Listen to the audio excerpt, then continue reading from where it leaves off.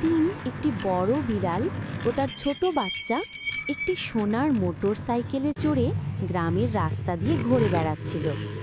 চারপাশের সবাই অবাক হয়ে দেখছিল। সোনার ঝলমলে মোটরসাইকেল সূর্যের আলোয় চকচক করছিল। ঠিক তখনই আরেকটি বিড়াল ও তার ছোট বাচ্চা পাশের রাস্তা দিয়ে একটি সাধারণ সাইকেল নিয়ে ঘুরছিল। তারা খুশি মনে চলছিল, কিন্তু সোনার মোটরসাইকেলটা দেখে সেই বাচ্চা বিড়ালের মনে কষ্ট লাগলো।